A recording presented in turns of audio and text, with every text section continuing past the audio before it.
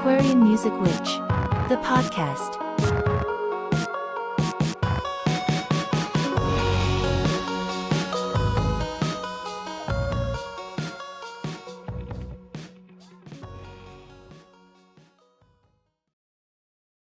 And I'm still getting set up myself, but good to see you on.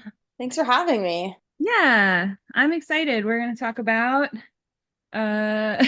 why did I blank on what we're going to talk about? We're talking about ex-evangelicalism, which Yes. if anything might know more about than me. I definitely was raised in a church when I was growing up. I was a big part of my church, but I don't think I would call it an evangelical church. It was more like they called themselves non-denominational and they were definitely Baptist leaning, but I don't think, and it was kind of culty, but it sounds like your experience was a lot cultier than mine, if anything. So I'm interested to hear what your story is about all of that. Well, we switched denominations when I was for the first day I was born, like the first Sunday I was in church in my small Bible church in my community that my whole family went to. And then around I think it was seventh grade, we moved to a Baptist church, but they were fundamental Baptist. Mm-hmm. And my I also was homeschooled on and off and went to Christian schools on and off. I had a very eclectic educational history because my mother was constantly trying to one up her own godliness. So I went from public school to homeschool to Christian school to homeschool to Christian school. And in that homeschool community, it was like an evangelical church that we were involved in. And everybody kind of participated in this homeschool, evangelical ecosystem socially and for sports and everything. So my church was technically a Baptist church and it was very strict. Very weird, very weird, very traumatic experience, honestly. 0 out of 10, but Well, maybe it was more similar than I'm thinking because I wasn't homeschooled, but my sister was because she was like a high level gymnast. And so for a couple of years she was more focused on sports and so did homeschool.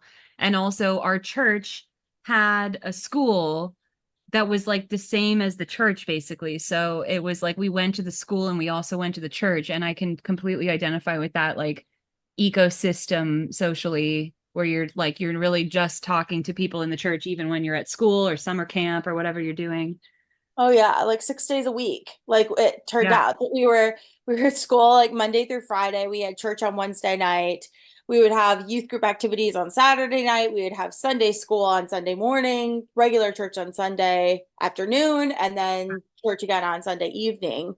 So basically, there was no time for any outside friendships or outside activities really because we were always so busy within the I call it evangelical because yes, there were different, I guess, denominations, but they all fell under the same idea that they pretended that they were being ambassadors to the community, but they were really just living a very insular, cultish existence where they only interacted with each other, if that makes sense. It does make sense. And it really does remind me of our thing was non-denominational, which was supposed to be like a weird out, I feel like, because we would even get sermons where they would be like, now every other religion is just a religion and a belief system. But what we are practicing is the truth. And you know that because we're non-denominational, and other denominations basically have extra dogma and stuff that they follow in addition to Jesus. But with our denomination, it's just the truth. And so that was this weird brainwashy thing to be like, oh, we're set apart and above from other religions was kind of what Oh they yeah. did for, but it was totally a Baptist leaning church. It was Yeah. definitely within some kind of type of Christianity. Well, they all believe very doctrine wise from my experience.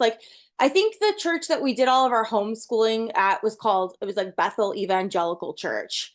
And Okay. then the church that I went to is called Emmanuel Baptist Church.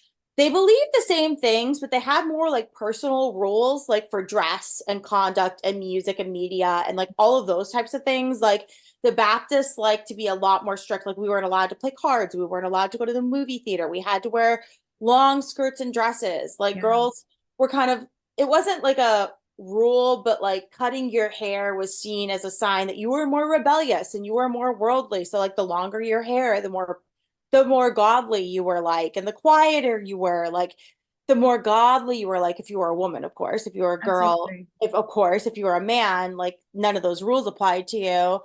But through the evangelical side of my homeschooling experience, it was very interesting because there was also youth groups that we would go to from time to time. We were allowed to wear pants. We were allowed to listen to kind of like Christian rock music, movies within certain reason, like if they were very obviously G-rated movies, it was okay to go to the movie theater. But like the Baptist youth group would say something different, like, oh no, you can't even be seen at at the movie theater, because if somebody sees you not being godly, they don't know what movie you're there to see. And you can, it's about impressions, and you don't want to cause your brother to stumble. So like it was just like social rules that were different, but the beliefs were the same, and it was all like very judgment based, very Old Testament based, like theology, where like God is an angry God and God is going to punish you and God is a jealous God. And they weren't really focused on like the Jesus aspect as much as they Yeah. were like about the fire, brimstone, and the threat of hell and eternal damnation aspect, if that makes sense. It does make sense. So interesting. So I do think that you went to a church that was like more strict than mine, but then I also think that my church had kind of a manipulative goal behind their less strictness. So like there was this big deal thing where our pastor, and the thing that I think was really dangerous about our church was that it didn't have anybody above the church level. Like there was a family that ran the church, and then they didn't report to anybody above them like Catholics do or anything like that. Like they were just some family that started a church. Like And independently governed or whatever. yeah, like they just did their own thing. And but the pastor had come from, I think, Tennessee actually, and was a guy named Arlie Whitlow. And he had this whole thing when he started that church, and it went from like a church in that guy's basement from right before we joined to when we joined, it was probably under 100 people to at this point, I would be amazed if it wasn't like over like 10,000 people. I don't know exactly how many people are in that, but it became like a mega church with a big building, basically, like a mini mega church over the time I was there, which is a weird Wow. experience. But he came from Tennessee and started this church by like buying property in the area that we were in, very cleverly buying stuff that would go up in value kind of, and made them a lot of money. And he would wear jeans to the sermon, and he would do that every Sunday, and he would preach about how the thing about wearing jeans was that in some other churches he grew up in, like you couldn't do that and it was so restrictive, and so people didn't feel welcome. But in our church, everybody felt like you could just come in off the street and you were welcome and you could be part of it. And also with the kids service, they would make like rock concerts. I was the keyboardist for the church, but we would literally put on a rock concert every Friday night of like Jesus worship music. And the idea was to be so inviting that like your friends from school could come and just experience Jesus. And it was more Jesus oriented, but it was like to trick people almost into getting invested in the church, you know? So it's interesting that yours Yeah. is much more Well, insular. and I think that as far as churches go, like the point of churches is to like bolster membership and to raise money, Mm. from my understanding. So that would make a lot more sense for like from like a business standpoint to conduct your church in a more approachable way. The thing about the independent fundamental Baptists, like they are Christian congregations, but they're very conservative, and Mhm. they refuse any affiliation with like other Baptist denominations. Like they emphasize like self-governed leadership, so they like you said, they're not beholden to like any larger authority.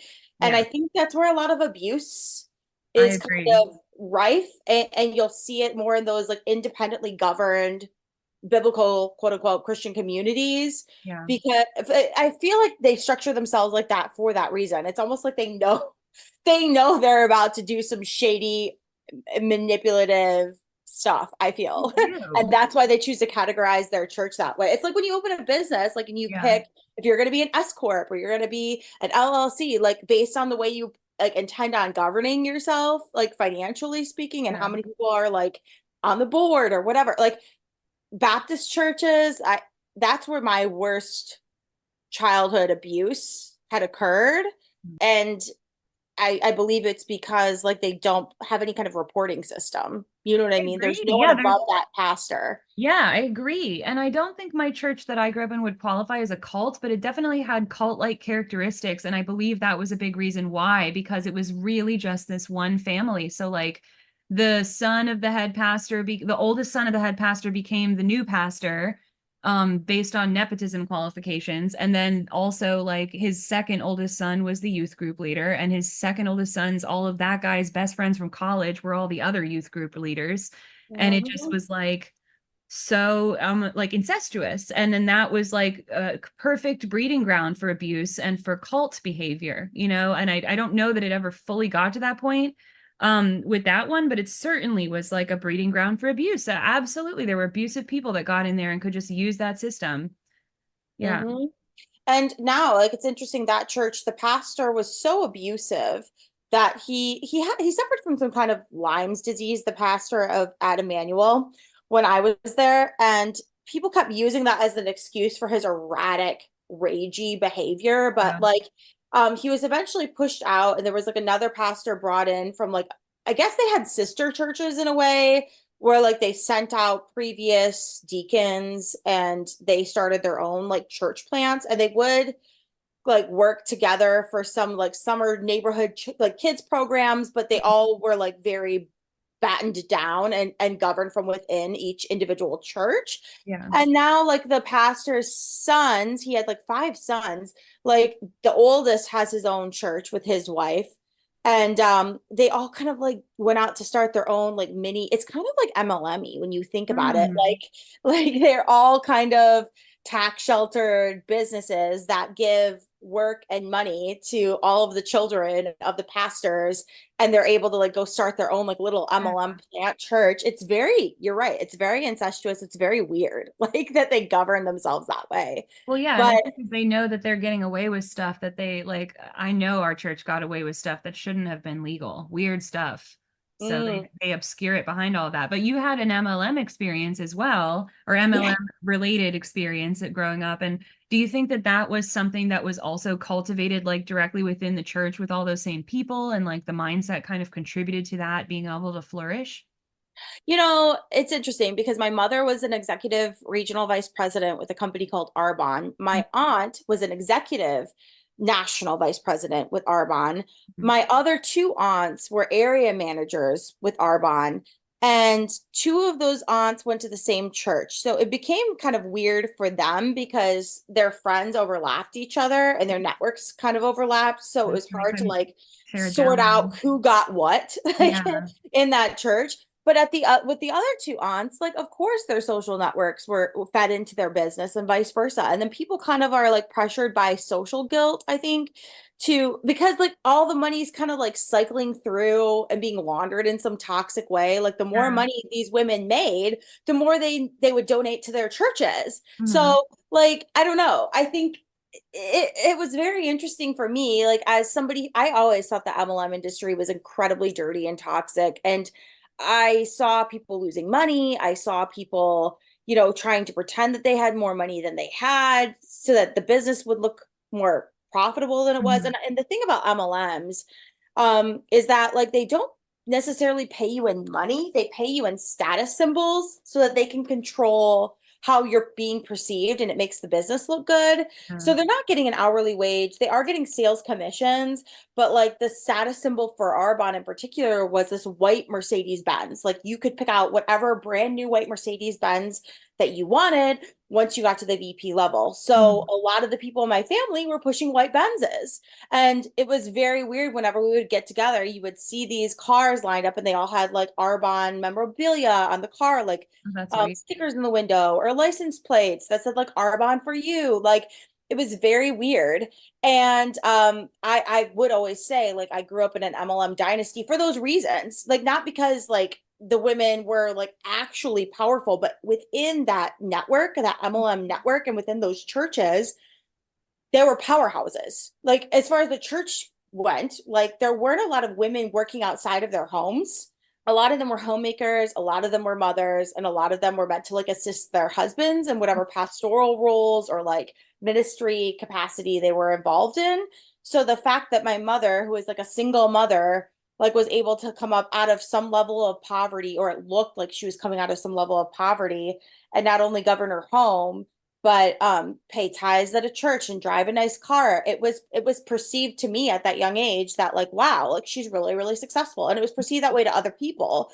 Now, the whole time that MLM wasn't paying into Social Security, the whole time that MLM was making her shoulder the taxes Mm. of a small business, that it was like she got the rough end of the stick, so to speak. She Yeah. got all the responsibilities of the business without the safety of a paycheck.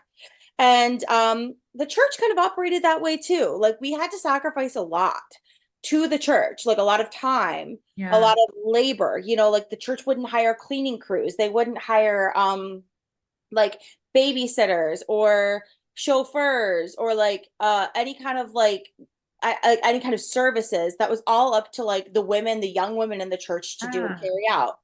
And I don't know, like it was really corrupt looking back. Both of them had parallels to each other of how they basically ran a skeleton crew, and only the people at the top really prospered, but everyone else pretended, you know what I mean? That like absolutely. it was that they were doing so well and that they were doing something important. I don't know. It was just a very weird to have an MLM experience and that was cultish in its own way, and then have a church experience that was cultish in its own way, was very detrimental, like to me. if Absolutely.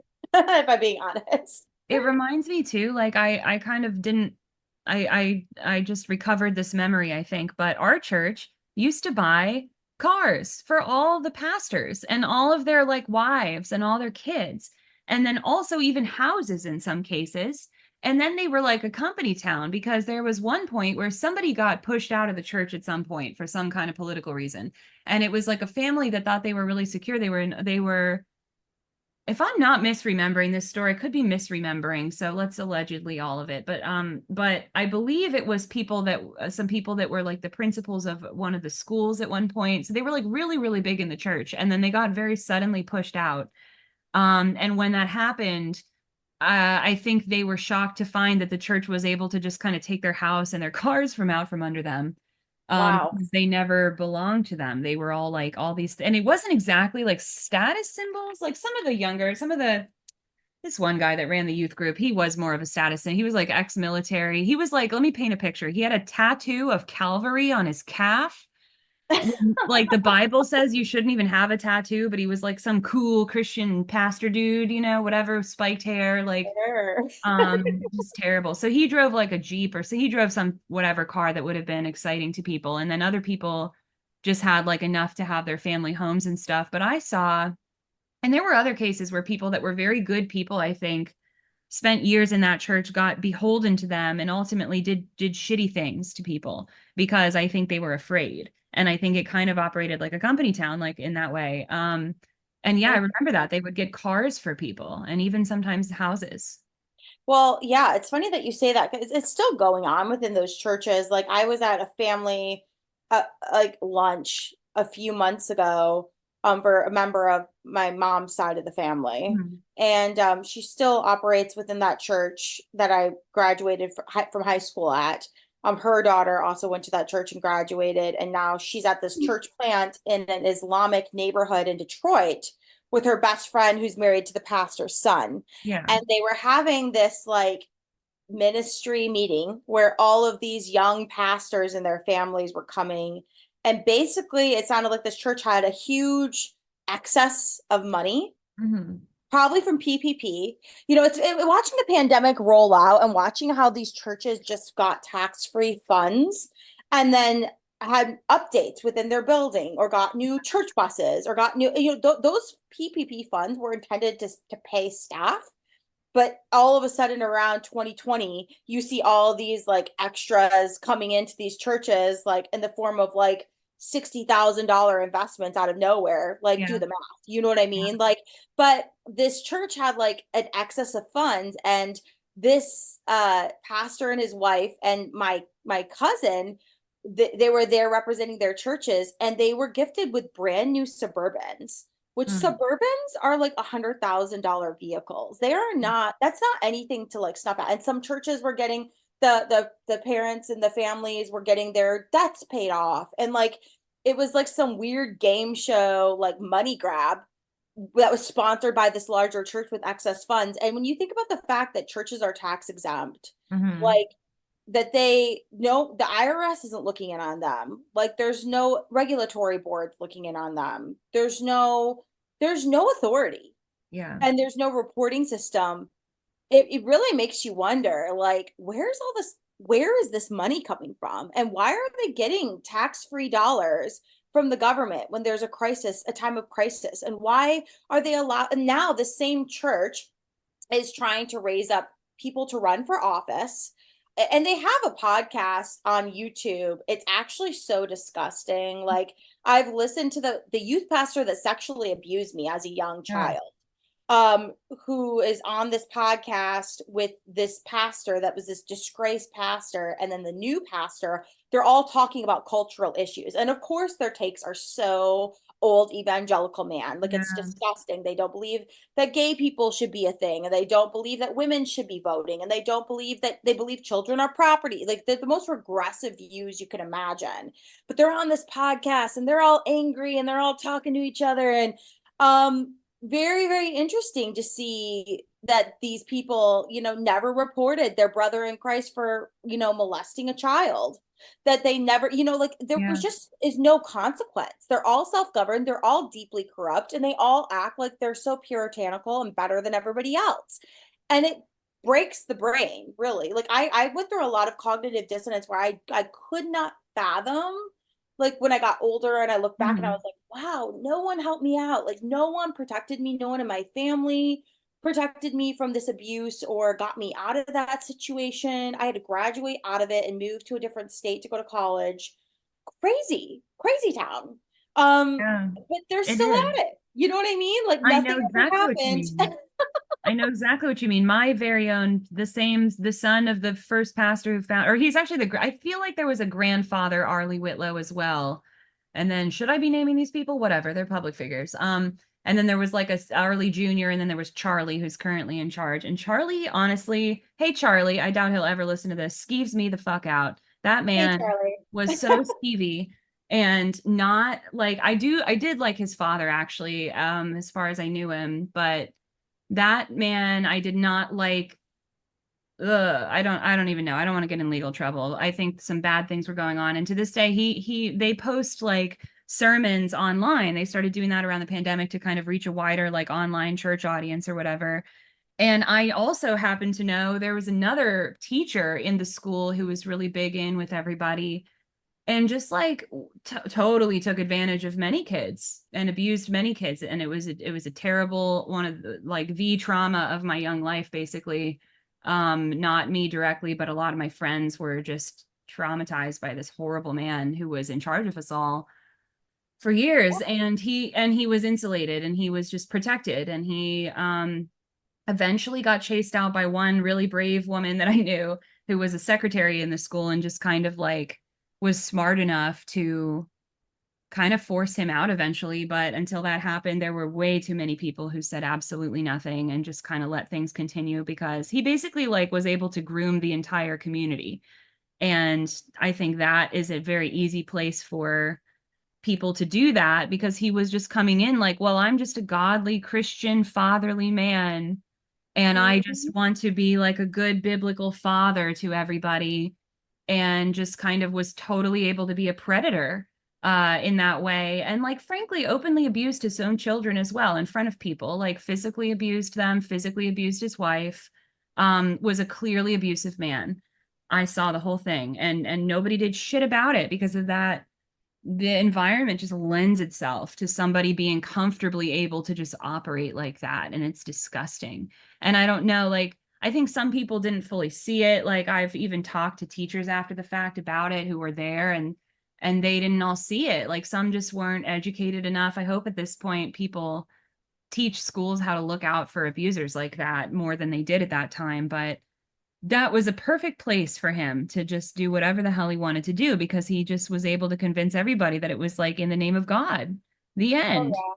Well, Horrible. I mean, like people that come to church, like are usually vulnerable people. You know what I Yeah. mean? They're Yeah. people who are seeking out a higher meaning or people who are going through hard times in life. And like I really believe that abusers who know that they want to abuse, like, choose those professions so that they are not held to any account. They have Mhm. other abusers covering up for them and vouching for them, and they know that they can really do some disgusting things with no recourse. Like, I remember in 2022, there were federal investigations that opened on the Southern Baptist Church. It was a third party investigation, and they were looking into like the leaders of the largest Protestant denomination churches Mhm. because they had suppressed reports of abuse and they were resisted any like reform efforts for decades. And there's so many scandals. That was just like they found thousands and thousands and thousands of covered up cases. And Yeah. it's like those are the only ones that were reported. Do you know how many Yeah. times people were just shipped off or told to leave the Yeah. church? Or like I Exactly. remember Or there were intimidated, threatened. yes, yes, like very few like I remember a lot of scandals coming up in that church of people who just disappeared or people who were called out and asked to leave. Mhm. My Same in our particular church. case, right, my particular case, like I was blamed for the I was 15 when everything started. I had just been moved. Like I said, I had a very turbulent upbringing as far as like my communities, like my mother, anytime I would get comfortable from first to fifth grade, I thrived in my public elementary school. Yeah. But because my mom was so afraid about me like becoming a woman and having like a normal teenage experience, and she wanted to keep me like very, very sheltered, in sixth grade, she decided to homeschool me. Well, I basically did no learning that year. My mom basically just, upon recommendation from a homeschool friend, told me to get into this curriculum called Abeka, which is a curriculum from We the did Pensacola. Abeka. I did Abeka. Yes. Oh That's my God. So funny. like I Pensacola know. Christian College is a horrible evangelical culty bastion, and they also have their own curriculums that they send out to like basically spread their ideals That's all over so the world. funny. It's not even a small world. It's just wild that you and I both did Abeka curriculum growing up. Oh my gosh, yeah. And I learned nothing. Like I did the videos. I don't know if you ever did the videos. Did you Yeah, we ever did do books. We did books Abeka, mostly. the books? Okay, well the videos were even worse because they had these old musty like professors at and teachers at Pensacola Christian School because they had a Christian academy for Oh children as yeah. well. I know And Pensacola. Yeah. That's oh, nightmare. funny. Nightmare. My church was more culty than I thought I was going to think going into this conversation. That's really funny. No, surprise, it's a cult. Surprise, it was a cult. But yeah, the teachers, they were so, oh my God, they were so boring. Like they weren't allowed to express themselves. Like they all had to dress like very oddly and like so that they could be like apart from the world. They didn't want to be confused of as like the worldly people. So they had to dress like in jackets that are oversized and skirts that are way too big and like just a mess. Like, and I went down there, I went to Pensacola Christian college and high school to like look at the university because my boyfriend at the time was attending the university, and it was a nightmare. Like you weren't allowed to sit next to boys too close in chairs. You weren't allowed to hold hands. Girls and boys had different elevators. Like you couldn't take the same staircases just in case you bumped it up against each other. Like you would get kicked Yeah. out of college for just the most innocuous like offense, like for not like emptying your trash. Like it was kind of like a military school in many Hmm. cases because everyone had to live on campus. The environment was heavily monitored and controlled. You basically had outfit checks, you had room checks, you had to check in to church every morning. Like it was very, very oppressive.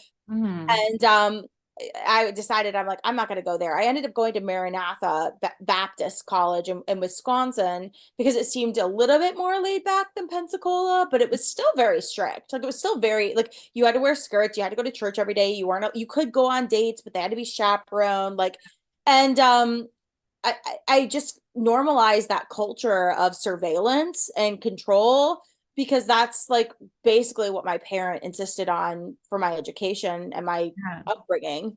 But looking back now, it's like, wow, what a choice. What a choice to go to that school.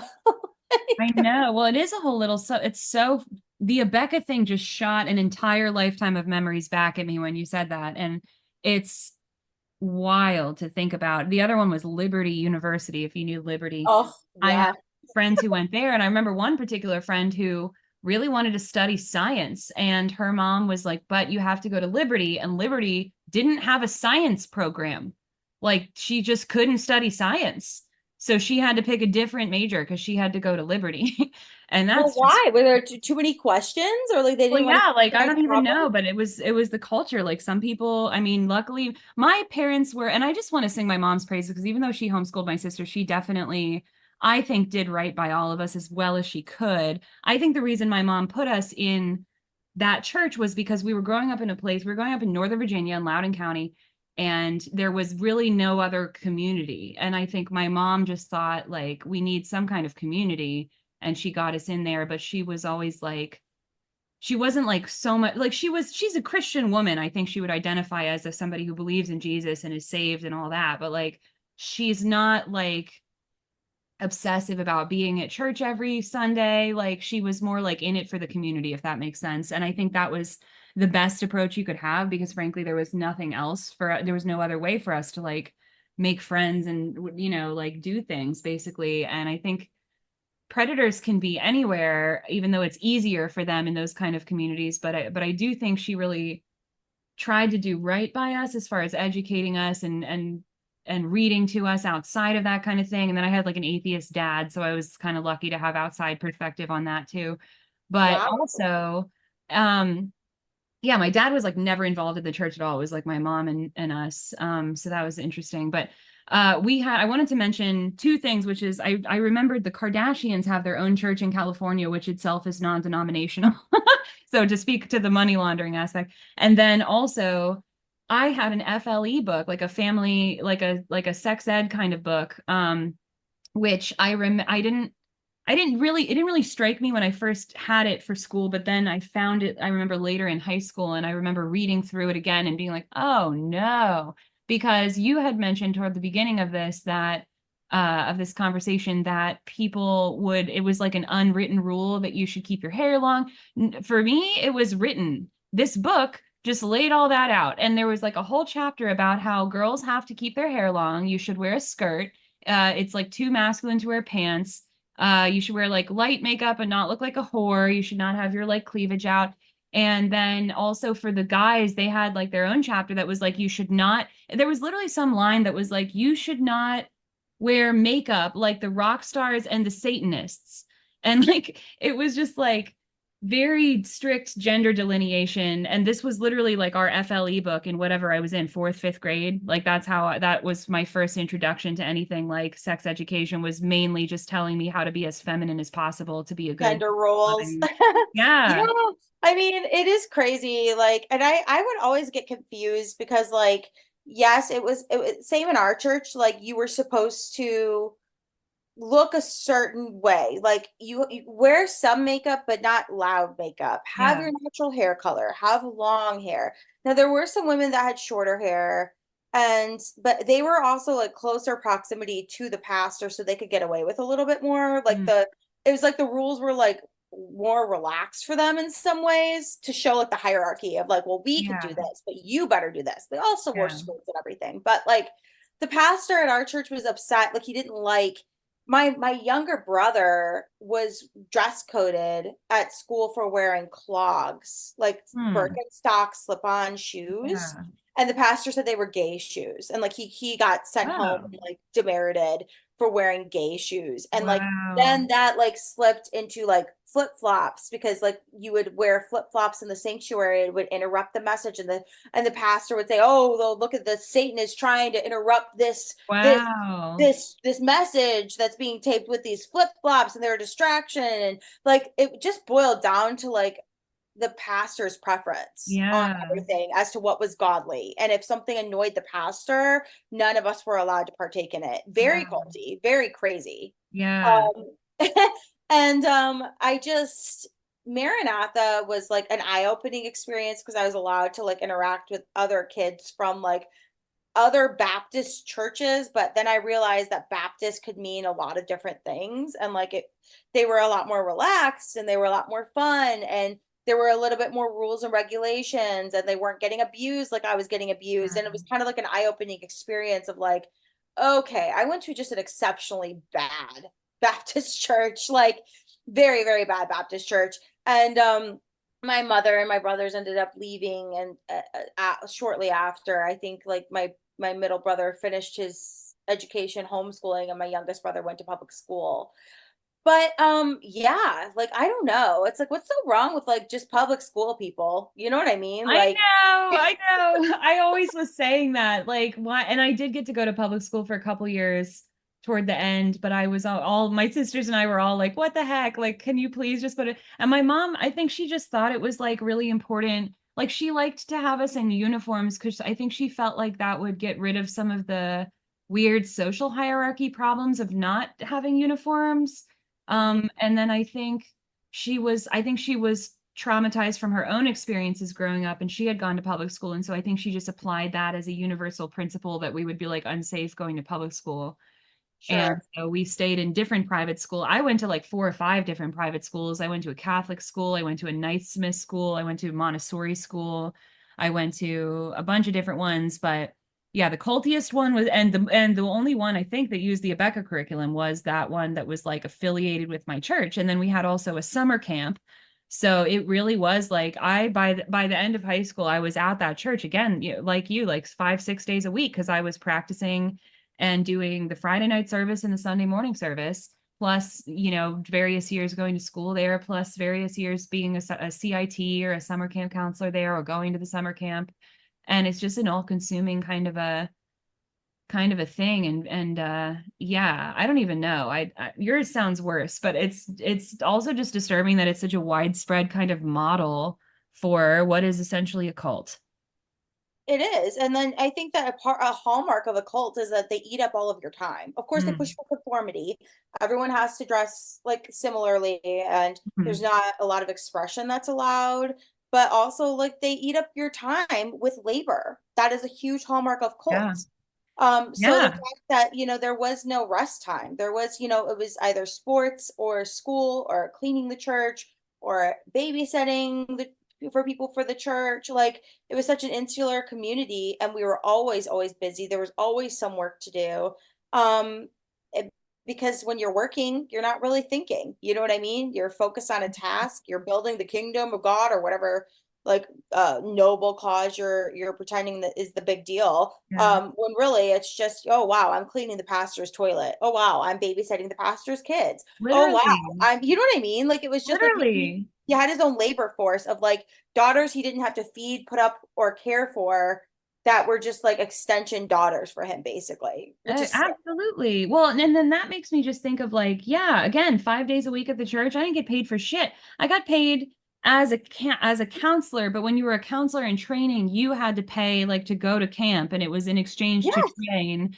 And then I was the keyboardist, and I can see how like I started as a keyboardist from nothing. Like I'm just a beginner doing piano lessons, and I'm not like some professional. I'm literally just barely getting up here and practicing to even use 2 hands to make some chords or something, or like just, I wasn't like some great, but then 5 years into that, and I'm playing 2 shows, 3 shows, because it was multiple services. So let's say 3 shows a week for this church, which includes like the practice time, learning the music. And I got really good at it, good enough to get into college for music. Like I was regularly performing all of their worship music with a band of people like me. And people get paid for that as a job, but I never got paid a single dime, and I didn't ask for it. But again, it was just like I guess in the beginning it was a really two-way kind of beneficial thing because it gave me a chance to get up on a stage and learn a skill.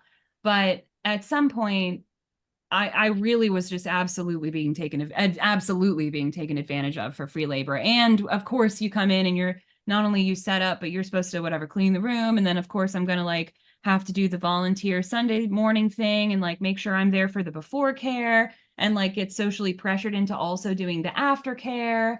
And even when I was paid, it was just like abusive working, like I'll say, not allegedly, I'll say that with my full chest, totally abusive working conditions. They did things like, you know, pressure you to do the maximum hours or else you weren't godly enough, but you also had to do like devotional time. And I wonder if you ever did devos. Do you know what devos are? Well, that was what we called devotions. That was like our shorthand for Yeah. devotions. Yeah, we called them devos. So you had to like sit in the corner for an hour and like focus on God. And that was like an expected part of your job that you didn't get paid for. And you also had to, like they would tell us things like we were in charge of a bunch of kids for the summer camp, and they'd be like, okay, if a kid didn't bring their lunch, you as a godly person have to just give that kid your lunch. But here's the deal. I'm also 14 in this scenario. I'm a Right. kid. They're And I children. now didn't get a lunch, have been outside all day watching way too many kids than should be legal. I'm sure there was some kind of law in place around it, but like not getting paid minimum wage or whatever, like maybe barely minimum wage for all that, not getting paid for the extra aftercare hours, and gave up my lunch. And I'm 15 or whatever. Like that, it was easily the most abusive. And I just didn't know any better because I was too young to know, which is why there are child labor laws, but somehow the church gets around that, or my church did. Church gets around everything. I mean, and it is crazy. Like, I mean, it's same for me. Like, I had to pay premium dollars to Mhm. spend my social time away from church in the summer at a Christian camp, being a junior counselor, Yeah. lifeguard. I did all of those jobs. And here campers are paying $500 a week to Mhm. come in, and do these camping programs. And camps are just an extension of like an exploitative church. Like they just really pass kids and basically traffic teenagers around to use for free labor while the people at the top are making all this money. It's very similar to an MLM. And Yeah. although MLMs you can't sign up when you're below 18, churches really get things done, everything really done with 15 and 16-year-olds. You know Yeah. what I mean? They get a Like, lot done. We would absolutely clean the building or whatever. Like I do think they had cleaners at our church, but we would also, I've absolutely been in a time where it's like, okay, now for an hour before we go to lunch and recess, it's time to now clean the chapel and straighten all the chairs. Like that's what we're doing for this hour of my schooling, like weird. really weird. And then Yeah. they also like kind of like clip girls' wings in a lot of ways. Like there were only, I don't know about with you, but like there were only a few socially acceptable jobs for women to take. And that was like elementary school teacher, pastor's wife in training, which is basically like you went to school for Bible, but you Mhm. yourself couldn't preach, but Yeah. you could teach other women and children Yeah, you run all the to a women's certain circle point. things and the prayer circle things and the behind the scenes things, and you stand up next to the husband and you nod and smile when he's doing his commercial or whatever. Yeah. Exactly. So there was elementary school teacher, there was Bible, and then some of the girls went to school for like business, but that was really not what you were supposed to do. Like that was kind of looked at side-eyed. Yeah. And I went to school to study humanities because I just loved, I didn't know what I wanted to do, and I knew I loved so many things. I loved like studying like history and English, and I love to read. And I'm just like, okay, this is like the acceptable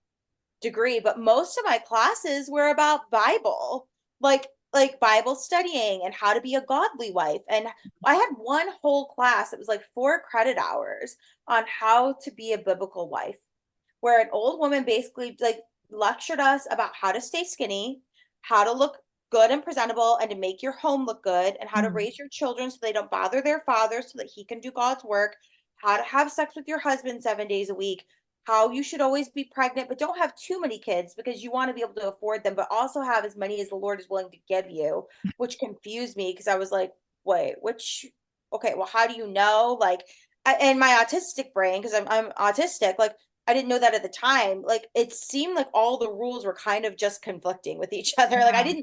I didn't understand. And that was like really what and then I would come home, and we'd have parties at my house. Like Mhm. some of my friends that went to that school like lived in like surrounding cities, and we'd get together, and like they would ask us like, well, what are you guys learning? And I would have to kind of lie because I didn't want to make this. They were asking as like a promo ambassador for the school, Yeah. and you were expected to always be talking the school up and like trying to get kids to come and stay on student weekends so that they would have the next crop of uh, tuition payers. And I would kind of have to fit because I'm just like, I'm not really learning anything if I'm being honest. Like it's all just like you said, gender rules, like how to be submissive, what the Bible expects of women, which is basically more free labor and breeding. And that was that. And shut up. You know what I mean? Yeah. So it was a lot of money that I spent that I felt was wasted, to be honest, for room, board, and tuition because like at Liberty, you know, they might say they have science classes, but they don't. You sit Yeah. down for science class and it's just like, oh, here's what the Bible says about sex. And Yeah. it's all taught through the lens of like a thousands of year old book. Yeah. Or it's literally young earth creationism or some shit. Mm-hmm. Like a Yeah, complete denial of science. And that's really why they can't even have science, because they don't even agree that science is real. Like weird. super It's very weird. culty. Very culty. And now like that same church is like trying to the pastor was trying to run for governor at some point because our Mhm. governor of Michigan, Gretchen Whitmer, who I think is a badass and a rock star and Hmm. totally carried us through the pandemic. There was also it's a side quest. We had rallies at the beginning of the pandemic at our capital. I live in Lansing. I'm very close to this. I'm like blocks away from our state capital. And we had full on militias coming and protesting the Wow. Capitol, and like people who are anti-vax, anti-mask mandate, who are all people who were involved in this church. And they were like getting together Oh. to shoot guns and prepare for war. And they were convinced. They had this Sunday once a month they called 1776 Sunday, where Mhm. people would like dress up like militiamen and they would shoot Wow. off guns and they would cosplay war. Wow. And these are the same people that were involved in the We the People coalition, which pitched tents and clogged up all of the freeways, including Yeah. to our hospitals and our emergency rooms in our city, and camped out for days because of a mask mandate. And so this pastor was so delusional. He's like, I'm going to run for governor. I'm going to run for city council. I'm going to run. He kept like getting denied because like nobody knew him or cared. Like they all have delusions of grandeur. They act like they're like these would-be famous people who everyone wants to hear their opinion. And the fact is their podcast has like no listeners, even with like the people in their church who are compelled to listen. They have like 50 views maybe. And they keep trying to run for like the next lower rung of politics to try to find their endpoint for because they want to be political, and they started this like Bible Nation Society where they basically are trying to coach politicians up out of their congregation to do their will because it's not enough for them to have very high control groups in their buildings. They want to control everyone. They want Yeah. to get out into the communities, into the public schools. We have people like Betsy DeVos in Michigan who are actually tampering with the way our public schools work and transferring public tax dollars to school vouchers to try to give more money and kickbacks to Christian schools Mhm. and church affiliated schools. Yeah. It's kind of disgusting, but that's what they want ultimately is to Yeah. spread out and to force their message down a whole new generation's throat because their churches are dying. Like there aren't when you're that insular and you're that controlling and you're that off-putting and there's absolutely zero of dollars in the budget and zero effort from the people to be likable, Yeah. you're not going to get people that want to come there. Like Well, a lot that's of people very, sorry, go ahead. That's uh, fascinating. yeah, it is. And there's a lot of people I feel like that would be like your mother who like because they live in like some Bible belt or some kind of like religious area, like put their kids into the schools or get their kids involved with youth group for a social Mhm. aspect. But like the churches I went to didn't they turned people away like that because they wanted diehards. They didn't want dabblers. And I think they're kind of renegotiating that now because I noticed like They probably have to. they have to. Like Yeah. there's no choice. No choice. Well, it's very interesting that you kind of mentioned politics, because I do have to think then, like, in a broader socio-political, philosophical kind of sense. I'm thinking a lot about Christianity and kind of like, what are the end goals there? And why are there Christian Zionists who want to kind of provoke the apocalypse? And like, it's all political. It's all kind of these like power games of these people, I think, toward the top. And then there's plenty of people who like believe in a Christian faith that I can't knock. And I do think there is a lot you can interpret out of the Bible that can be very good and helpful and healing, whatever. But like, and so if people are on that kind of journey, that's different to me than like these people at the top. But I think a lot of this kind of church, I don't know that I've ever seen Christianity done on a church level in a healthy way. I don't know. I can't name a church that I think is healthy. I think there's a lot of just toxic community groups that are ranging into cults. And I think a lot of that is because these people want some kind of socio-political power. Like your pastors that have this podcast want to feel important. And so that's all like, they are all getting into politics as well. And I think even just the whole religion is in a lot of times or a lot of ways just used for political ends, like for completely other financial ends, political ends. And Absolutely. that's hard to We're see all when you're at the making bottom rung, like doing your best to serve God. But like, that's really what I can't think of any church that I would say was a healthy place to be. Aquarian Music Witch, the podcast, is made possible by listeners like you. To support this project, you can contribute directly through our Ko-fi page at ko-fi.com/Aquarian Music Witch, or consider subscribing to our Supercast page. With the AMW Supercast Content Access Pass, you'll gain access to a vault of exclusive content and other cosmic perks starting at just $5 a month. Now, back to the show.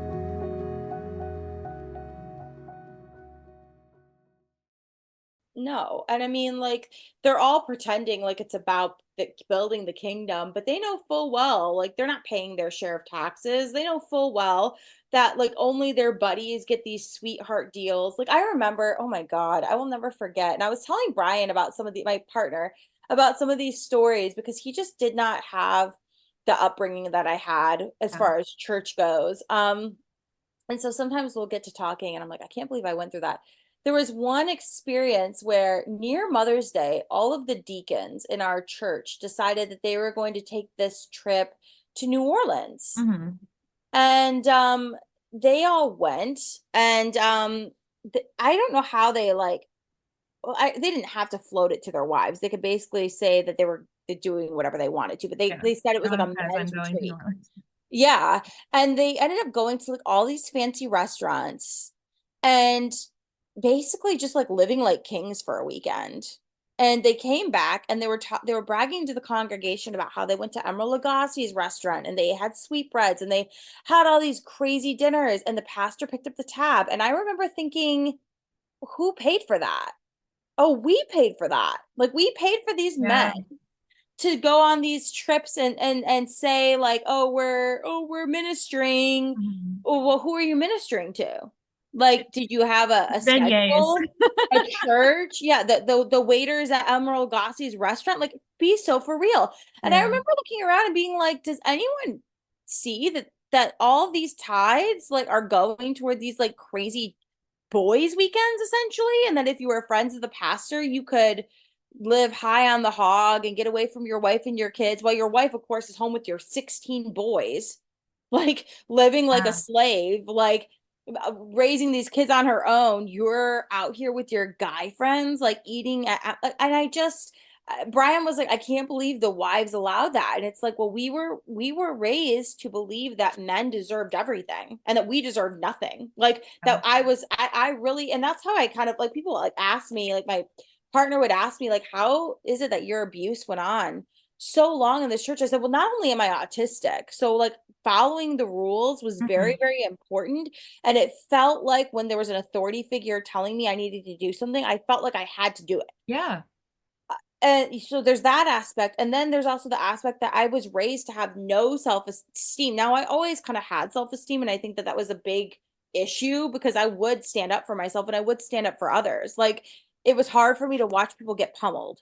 Yeah. And myself included. Like, so I ended up telling people like what was happening. I was being abused for about a year, where this youth pastor was like cornering me and guilting me and telling me about his marriage problems and telling me about how God was using me to minister to him and help him feel better and to keep him from suicide and all of these crazy things that a 15-year-old kid should not be involved in or hearing. But I was like manipulated to feel like I was doing what I was supposed to be doing. Like it was like what God was asking of me or something. Absolutely. And like looking at my children now, I have 2 children now, and I really emphasize their own moral compass because I don't want any group, whether it's the Boy Scouts, whether it's the YMCA, whether it's any of these other factions that could be considered great community resources, but could also turn culty based on the right person at the helm. Like, I don't ever want them to guzzle other people's beliefs over their own internal compass, because that really steered me really wrong as an autistic person in religious spaces. It really got me into some sticky situations. And I finally, my deep sense of justice, I saw that this man had a wife that was pregnant. She was my friend. And I was in a position of like feeling like I had to like help him and like keep him from harm. And it was so weird. I finally told her, I was like, look, I need help. I need help. Like, your husband is doing this to me and I don't know what to do with it. And I don't want to hurt you, but like, I need help with this. I don't know what to do. This is too much for me. And they're still together to this day, but I know that was so devastating to her. It was devastating to me. And she was, pregnant with their child. Like, it was just a Yeah. horrible situation. And at no point was anyone checking in with the women, like saying, oh my Yeah. gosh, how is his wife doing? How is Karrie doing? It was all about men and their needs. And like, oh, Yeah. well, she wasn't being a good enough wife to him. And you were being a Jezebel, tempting him to, and I was like, what? And it ended up being both of our faults.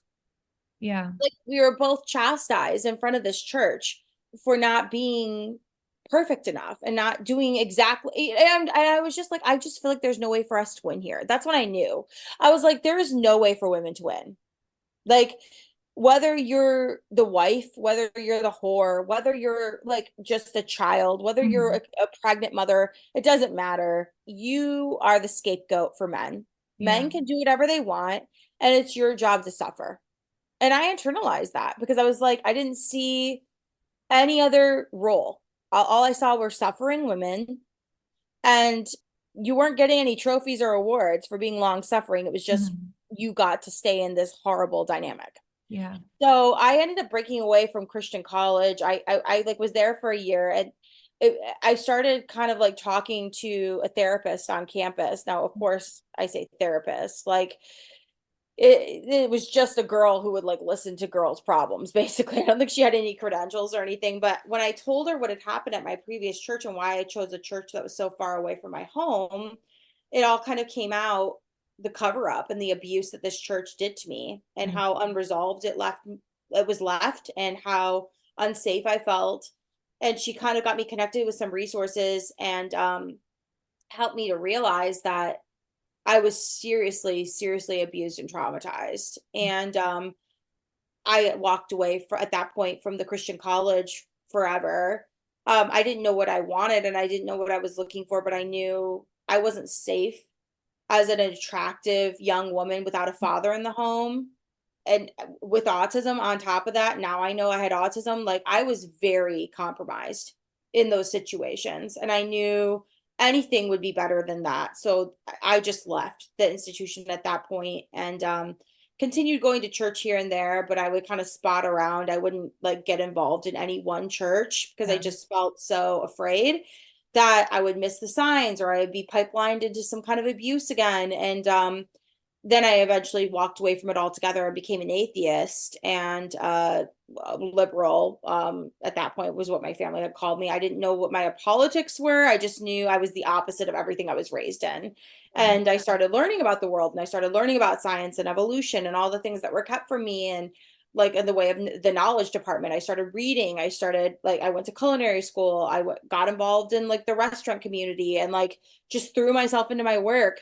And just tried to live to the opposite as best I knew how. I Mhm. didn't know what a healthy relationship looked like. I didn't know what a healthy friend group looked like. I didn't know what a healthy community looked like. I just was chasing the opposite. And it worked for me for a while, like it really did. Yeah. And then I started finding like the spiritual community. I really missed having a connection to something bigger than myself. I will say like my darkest days were probably like my PTSD addled, like atheist, I believe in nothing, nothing is real, nihilistic days. You know what I mean? Like, and I know you went through those as well. Yeah.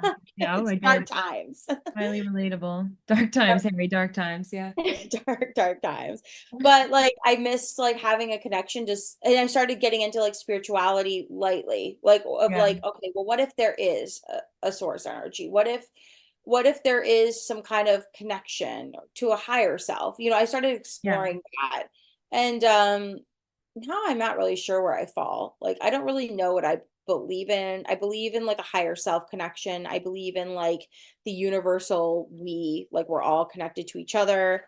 And I believe in like some like esoteric, like magical things, Yeah. manifestation principles, but like my faith is still in flux, I think, because of everything I went through. I think it just kind of harmed me in a way that like I'm putting the pieces back together like to this day. You know what I mean? And I don't know what it means.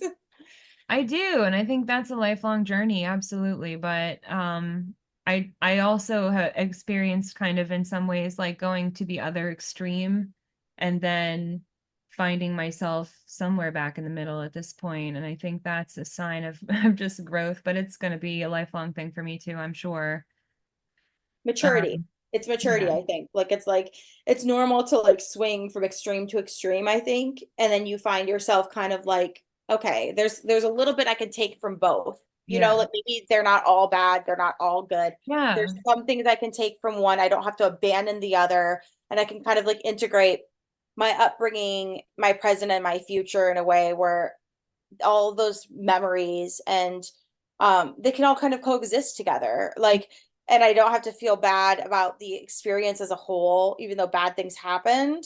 Um, Focusing on those bad experiences exclusively like didn't serve me past a certain point. You know what I mean? absolutely. Yeah, you're brilliant.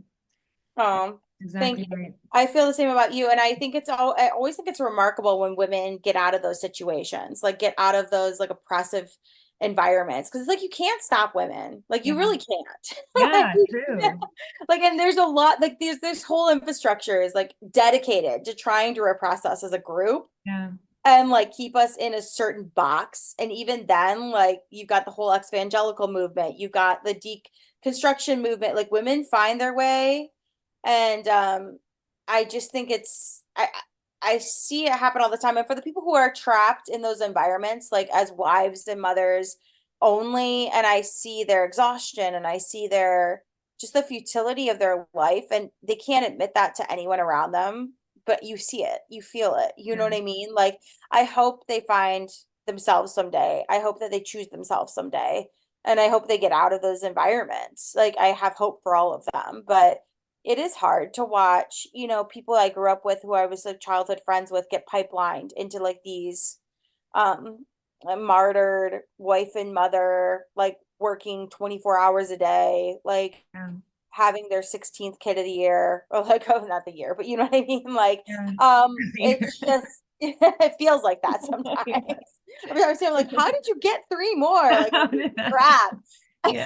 And obviously it's not of the year, Yeah. but like, I just think like, I hope for more of them, but maybe they're happy. I don't know, but I got out and I'm happy I got out. Like, I'm happy I found my way. My mother still prays for my soul. Like, she and I have had conversations recently because I still read the Bible in portions. Like I'm kind of like coming full circle in a way where it's like I'm not a Christian in any stretch, but I believe in like the Yeshua. I believe Yeah. in like the Jesus is a cool, dope communist dude, like existed. And Yeah, I we stand Jesus, we'll we say. stand Jesus. Jesus was dope. I have no Yeah. problems with him Yeah. as a figure because he seemed like a good person. He seemed like He's an such a good autistic dude. person to me, I honestly. agree. Like He seemed like no an social autistic norms, lesbian. hang out with the hookers, turn Yeah. over the money tables because it's corrupt. Like I'm like all those things I could see myself doing at varying points in my life, like Yep. causing good trouble, so to speak. You Yeah. know what Like I I mean? would hang with him. I would be a disciple. That's cool. I would be a For sure. Mary, one of the Marys. Yeah. Why not? You Why know? not?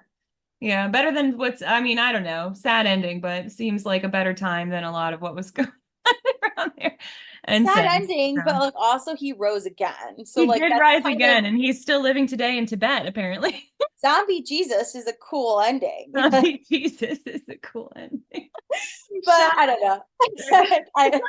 I'm just like and so I talked to my mom and she's like, "Do you ever pray anymore?" And I was like, because like she will come to my house. We have a very strained relationship. We're starting to like start to like interact with each other more, but it's still kind of prickly and like there's an awkwardness that happens at mealtime, like when we go to a restaurant together or whatever, because like she wants to pray over her food. And I never tell her, like, hey, I'm like, you can pray with yourself, just don't try to loop my kids into it. Because like prayer becomes like a sermon, evangelical, like proselytizing mission at some point where it's Yeah. like, I'm going to say all the things I want to say to you that you don't want to hear, but it's in my prayer, so you can't Yeah. stop me type of thing. Like, Yeah.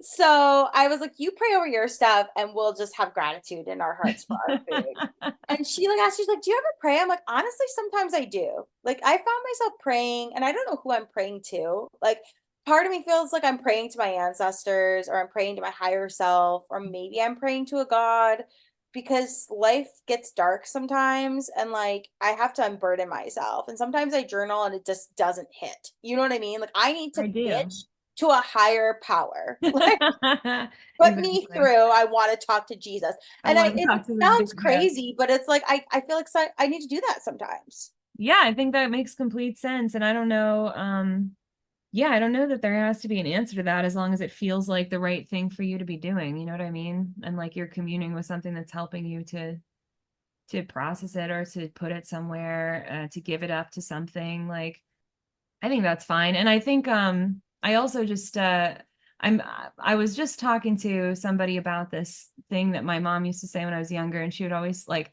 her kind of whole perspective on Christianity was, and she would say that my grandma would say this to her too, would say you must believe, you must believe. And I used to always like balk at that and be like, like, well, what if I don't, and I had a whole like atheist phase where I was like, well, I don't believe in God, like blah.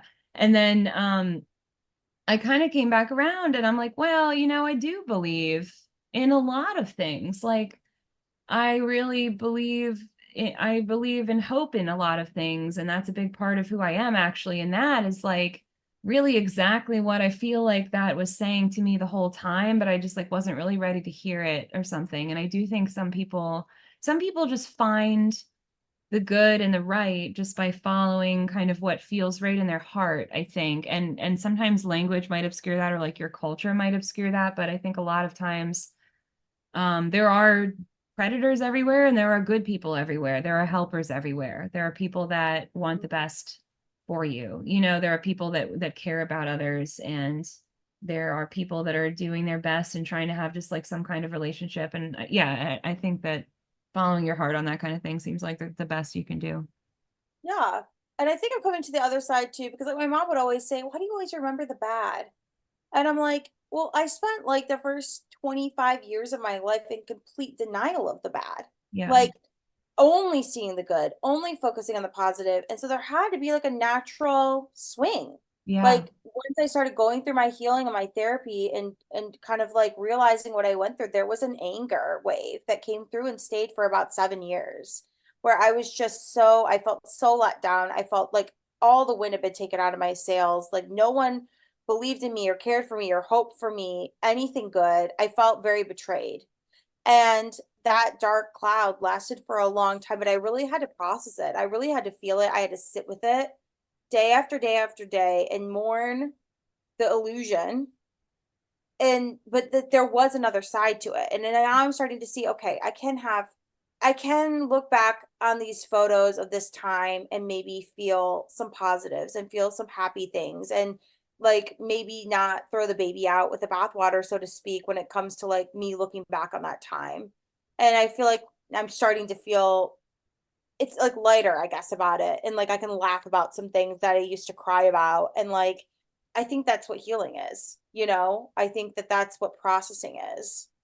And it is a eternal process, I think. Like, I don't think I'll ever look back and be like, wow, okay, that all happened for a reason. I'm better for it. And like, I'll never like look at it in that lens, but I can say, okay, there were people, like you said, there were helpers. Yeah. There were people who cared about me, and they were operating in the best of their ability in a very regressive system. Yeah. As we all are. Yeah, truly. And I can feel empathy for them and the limited choices that they had, because there really were no good choices for women and children in those organizations. You know what I mean? Yeah. There was just coping. And Yeah. I think like I'm now able to interact with like my aunts and my mom, and my brothers are stickier because there's the whole patriarchy element Yeah. that like makes them feel like they're just inherently worth more than me. So like I do struggle to connect with them, but like the women in those systems and like the women in my family, I'm starting to like, I'm not going to say I understand them, but I feel more empathy for them than I feel anger for them, if that makes Well, it sense. does. It Yeah. just doesn't feel right to hold them like chiefly accountable when they weren't even reaping the benefits of those regressive systems. You know, they're also a victim to those Yeah. systems. Yeah. Well, you can So, see the role they play, but it is like some kind of healing to get to a point where you're like, okay, like I don't have like hate for this. Like I can kind of give it up to something and just, yeah, okay. exactly. Well, that's so funny. I didn't know we had such a similar. Me either. I've become convinced over this hour that I was in a cult. Yeah, I would think so. I would think so. I mean, and they're all kind of similar. You know, it's really funny to Oh, find like there's like cult factions in every city. Like they're exactly like this. They have yeah. the church and the Yeah. school and the dress code and the scandal and like, oh my God. Like I no one know. wants I'm to even experience reminded of it. other friends in other kind of like JW church or like different. I mean, it's all kind of, it boils down to this kind of same thing. And it's maybe on a gradient. Like, it's so funny because thinking of that blue jeans thing, like our pastor wore blue jeans and that was like a big deal. Like, we were such a progressive church and we had a rock concert for youth group. And like, wow, like that really just, it even got me because then I'm like, oh, yeah, I guess we were on the spectrum that wasn't as culty. But no, we had the cars, we had like the, You had special yeah. privileges, but you were still a cult. Yeah, yeah. You probably had better music though. Our We music was, had although I good. do find myself like I will always love like a Gregorian chant, an old I hymn. Like know. I like that was like my stim growing up. I look back and like the only like stims that were really allowed were me just shutting myself in a room and playing the piano to myself to like decompress. Yeah. And like I still find because music is just so moving to me. It's been like the way I would express myself when I didn't have words for my grief or for my anger. And some of those old hymns still bring tears to my eyes, not because of what they say, but because of the melodies. Like they really Yeah. are comforting to me. You know what I mean? I Like even to this agree. day. I agree. Well, sometimes I still to this day when I don't really go to church usually, but like when I do, it's very occasionally maybe on a Christmas Eve service or something, and we'll go to like a Lutheran church because that's where my mom grew up in, and it's much more like traditional. And we will sing hymns, and I love hymns. I sang for several funerals in the last few years, and one of them was my mom's mom, and I sang "How Can I Keep from Singing?" Oh And that wow. one is just like such a powerful, like there's so many actually really good hymns, and there's something really, really special about singing in a room and kind of being a part of that big tradition that, just generations of people have sung in this room or whatever. Or even you're just in like singing with people. And I love to harmonize on hymns. It gives me a little bit of a freedom to harmonize.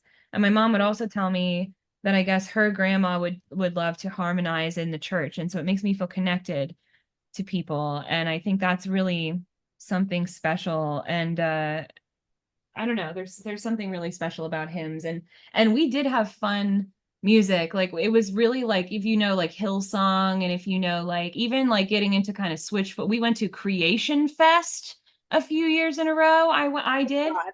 And I saw Switchfoot headline at Creation Fest is a fun That's fact about that me. Switchfoot was a cool band. That Switchfoot and was cool. Reliant K and like Yeah. all those like cool punk rock Christian brands, like Yeah. very, very cool back in That the day. was the Like, vibe. wow. So we would do like all kind of like, I mean, the Sunday sermon was a little bit more like, I don't even know how to describe it. Like not traditional. Like we definitely did like worshipy songs, but we straight up did a rock concert for the youth stuff. And it was like, we had electric guitars, we had like strobe lights, we had like, and it was so patterned. Like I knew exactly how to do the music to where you're doing these like sustainy chords behind the pastor while he's like calling it in and be like, we've had some fun today, guys. But like I can't, the cadence of like, it's time to really sit with yourself. And if you just are feeling Jesus upon your heart tonight, I encourage you to just come up here and let it all go to God and just raise your hands and let us pray over you tonight. We will take you and pray with you, and we will begin your new life in Christ. And like, and you're playing the sus chords behind him. It's literally called sus. That's um, funny. but yeah, like that was a whole thing where I was like so thinking I believed in God because of that. I must have said this somewhere in public at some point. And then I stopped with the God part. And then I was like, well, what the hell is that? Because that is so powerful. Like, I can make people sob. Like, but yeah, I mean, it was interesting music, but I really do prefer the kind of Lutheran hymns and just the quiet, like singing Silent Night on Christmas Eve, just because I feel connected more to like, just more connected to, I guess, humanity, like this long history of people doing that in church as a kind of grounding part of their community experience, you know? Yeah, and I think like there is more room for like emotional manipulation when it comes to like the you're in the crowd and you're watching a performance, you know what I mean? Versus like the democratization of like everybody singing and like without a microphone in the same room and the acoustics of the room and like you said, like the connection with how old the hymns are and knowing your grandparents sing those hymns. And as an autistic person, I so identify with everything you're saying. Like I love to sing in harmony Yeah. and an alto and like to know like my friends and I would all play with the harmonies and like it was Yeah. just it was a great healthy stim. You Yeah. know, I that was really how I expressed myself and like kind of laid down my burdens as an autistic girl. And everyone actually appreciated what I was saying and appreciated what I was doing and I was like doing something right. Yeah. And it was like a ministry to other people. It made other people like when my grandfather was dying, like we all the cousins gathered around and sang in harmony his favorite hymns, and it was like a way to give peace to people and peace to myself, you know? Mhm. And whereas like I loved like watching like the rock concerts, but you felt like a spectator sport. Yeah. Like it didn't feel like something that we were all equally involved in, if that makes Yeah. sense. No, it was. It was weirdly glorifying because to be honest too, like I also had voice lessons for a while with a woman who was just like a local lovely woman. She's very kind to me.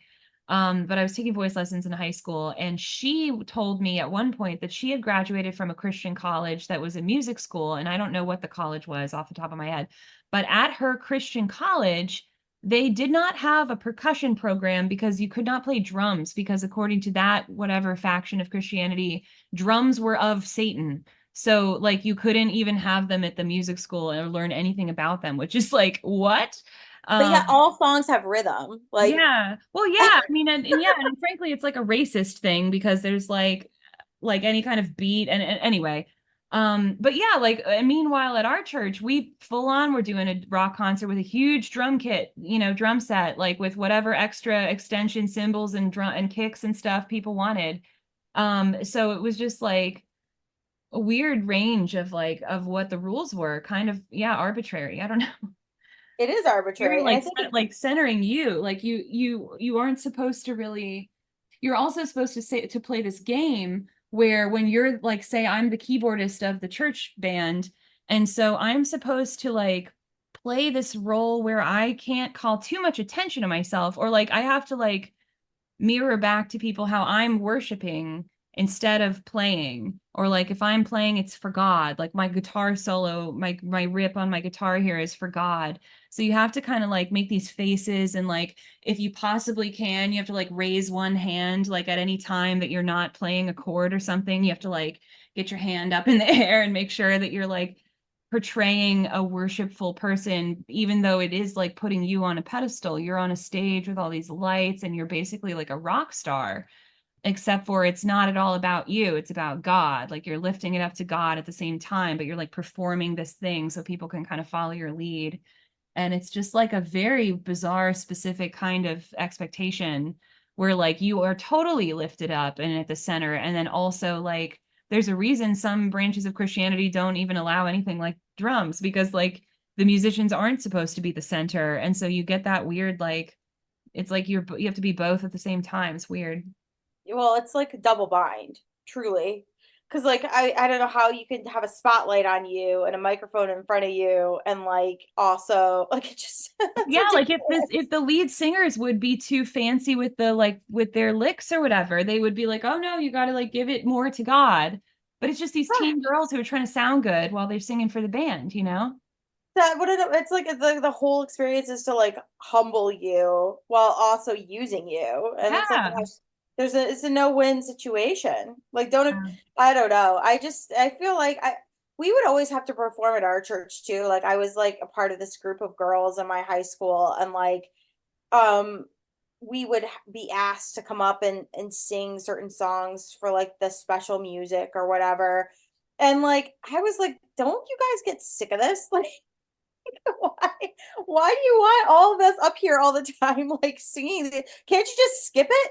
But like, because like I was singing in the congregation, but it was always very awkward to be up there because it was so like opposite of everything that they taught us to be. You know Mhm. what I mean? Like, don't, like, same, like, be modest, be sober, be careful, like, to not draw attention to yourself, don't wear too much jewelry, keep your hair long, be silent in the church, except for when you come up here to perform this like song for everybody. Yeah. It's like this, I don't get this at all. I never understood any of it.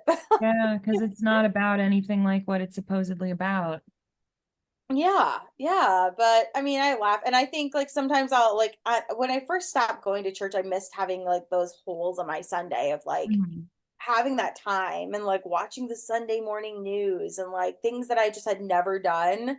And it felt really weird. But like now it's just any other day to me. You know, I try to use it as a day to like clean my home and clean my environment and reset and just have that be like a private, reflective down day for myself. But like I miss the community, like the built-in community and the proximity to people like that are consistent in your life that will be there for you in some capacity. You know what I mean? When your kids Yeah. graduate or when it's time to get married, like Yeah. I do miss out on that like third place, so to speak. And I think that America in general is having like a third place crisis where Absolutely. like people don't know how to meet and socialize and hang out, without church.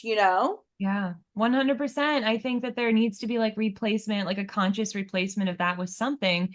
And I don't know what we've really developed. Like we're very underdeveloped in other terms, and especially like with the geographic layout of America being how it is, and mostly like a car-centric city kind of place.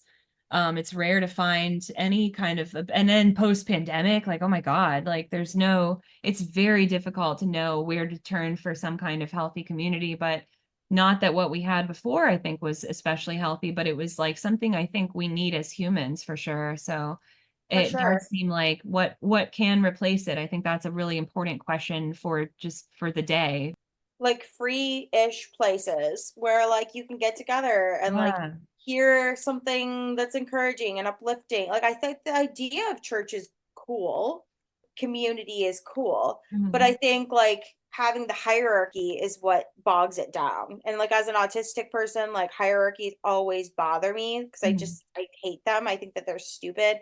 And like I think that everybody has innate value Yeah. and a perspective to offer. And I think we can learn from literally anybody and anything. I think everyone's a teacher in a way. Yeah. So like it would be cool to be in an environment like that. You know what I mean? Where like Yeah. there's order, but there's not like an important person making the rules for everybody else. Yeah, I know. I think that's the dream. I don't know exactly what that looks like. I think it takes, I was just talking to you about like, how do you build a community that's healthy? And I think it does take kind of everybody involved being somebody who's done unpacking work, like decolonizing work, shadow work, whatever it looks like, to some degree where they can approach it in a healthy way. But I like to believe that there's such a thing that we can maybe create in our lifetimes that looks like that, because there's certainly it's important for us, and there's a need for it. And I think we are called to replace what that used to be with something that's better. So I think it's on the horizon. I hope so. I hope so. And I think like it does take time to put something new together. I think millennials will figure it out. You know what I mean? Like some kind of club, some kind of a group where people can like express themselves and coexist together and be there for each other during like life transitions. I That think isn't that, church. yeah, I think we need it. I honestly kind of hope and dream that it's the Gen Z millennial dream team. I saw like a I saw like a TikTok video where somebody was like, this is basically like a haters to lovers romance between Gen Zs and millennials, where like Gen Zs get old enough to realize it was millennials who loved them the whole time, and like Enemies to lovers with and Gen then Z. enemies I to could get lovers with behind Gen it. Z. So I I feel could get like we'll behind it. just have to do all some unpacking work together, but I think we'll get there. Well, I think podcasts are a great start. Oh, good. Yeah, Like, I think talking to people is a great start and like learning how to listen, which I'm doing. I'm learning how to listen through this whole experience of doing this podcast and just like learning how to really not just be ready with like what I think, but listen. And I think that's part of it. And I think we're all on a good start, you know. yeah, listening is a skill. I'm trying to get better at that as well. Like I have like impulsive, like little instincts to like, I get excited about something and I say it and it's like, no, like just wait. And like, I totally agree. I think that like the internet, I've started to see some beautiful discourse breakout between millennials and Gen Z. And I hope we can get it together and like stop picking each other apart. Like Yeah. I know like the it's there I want to be petty sometimes and I get it. I'm sure everybody does. Like we all have our beefs, but like it's probably time to put away the childish things, so to Yeah. speak. So to speak. Just Leave get it on the together barber. already because we need each other. We need people around us. We need people that understand us. And like it's healing to hear like people grew up because it felt so isolating the way I grew up. It is healing to hear that other people like use that same crap curriculum and like you know what I mean, Yeah. had a very similar upbringing. Like Yeah, that surprisingly, it makes surprisingly me feel less similar. alone. I know, I agree. Like it's really empowering to hear that there were other people who went through that and you know, you're not the only one that's sitting there like, am I crazy? Or is like this not is this deeply Right. not okay? No. Like that's the whole reason I had CPTSD because of that whole childhood of just being like, well, I'm really depressed, but everyone's telling me it's fine. Like so it is extremely Real. healing to hear that that's not just me. That's not just a me thing, you know? It's not. It's not just you. And thanks for giving me the space to talk about this. I had like memories that I didn't even really realize I had until I was talking about them. Like it's funny Same. how things like are blocked in your mind and all of a sudden you're like, "Oh No, my gosh, I forgot that that happened." And like, I know. Haunted by Abeka. oh, Becca. Yeah. Oh my Well, God. I'm glad that we were able to talk about this. It was fun getting to Yeah. know this side of you. I know this was actually a fun diversion from some of our normal conversation, but I just always learn from you and love you. So I'm very thankful that you were on, and I'm hopeful that we'll do it again soon too, because I know you have a very wide breadth of very wise things to say. So I feel the yeah. same about you, and I love you so much. I have so much love in my heart for you, and thanks for giving me the space in the pod. Always good to talk.